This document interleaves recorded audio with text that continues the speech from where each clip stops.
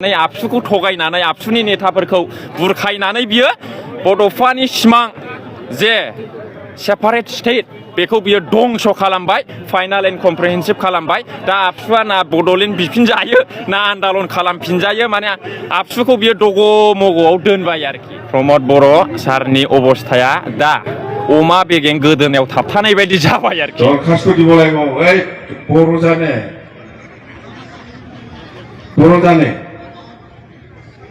ओंखाम जाखांबाय आं बिराद गोजोननाय मोनदों दिनैनि बे मास रेलि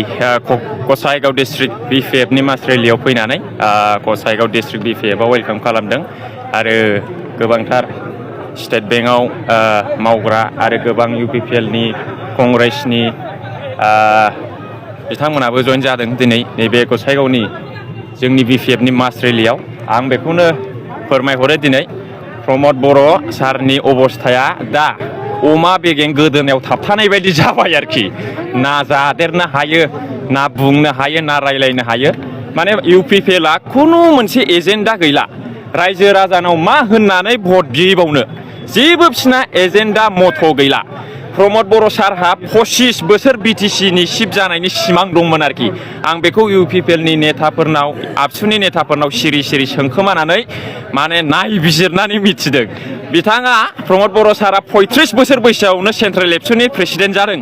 खायदा खायसि खालामनानै ओमफ्राय 10 बोसोर खुनुरुखम एखेबारे दिन्थिफ्लानानै नंखाय खोथा बुंनानै बियो 45 बोसोराव बियो माने बिटिसिनि चिफ जादों आरोखि बिटिआर एकर्ड खालामफ्लानानै बुरखायनानै आबसुखौ थगायनानै आबसुनि नेताफोरखौ बुरखायनानै बियो बड'फानि सिमां जे सेपारेट स्टेट बेखौ बियो दंस खालामबाय फाइनाल एन्ड कमप्रिहेन्सिभ खालामबाय दा आबसुआ ना बड'लेण्ड बिफिनजायो ना आन्दालन खालामफिनजायो माने आबसुखौ बियो दग' मग'आव दोनबाय आरोखि दा बिथांनि सिमाङा जोब्बाय माने बियो एखेबारे गसंनो हाला थैनाय बायदि जाबाय आरोखि नोंथांनावहाय माखासे इउटुबारफोरा दाखालिनि स्टेटमेन्टआवहाय गोबां माखासे खोथाखौ बुंनायखौ नुनो मोनदों सासे हारिनि एक्टर जानानैहाय उदाङै माने पार्टियावहाय लोब्बा लाखिनानै आच्छा आंहा मोनसे पलिटिक्सनि सिमांसो दंखायो आङो माने कालसाराव बिदि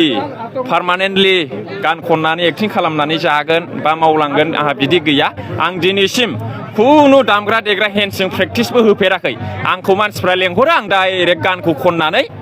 डायलग होनानै फैयो आरोखि आंहा खुनु बिदि कालसारनि सारेगामा प्रेक्टिस गैया एक्टिंनि ट्रेनिं गैया आंना डाइरेक्ट गोदोनिफ्रायनो माने गोदोथ' होनजाला 2015-16-13निफ्रायनो आंहा डाइरेक्ट पलिटिक्सआव जइन जानानै माने पार्टिखौ सापर्ट खालामनाय माने केम्पेइनाव ओंखारनाय माने पार्टिनि थाखाय जा हायो खामानि मावनाय गान खननायजों डायलग होनायजों पार्टिनि थाखाय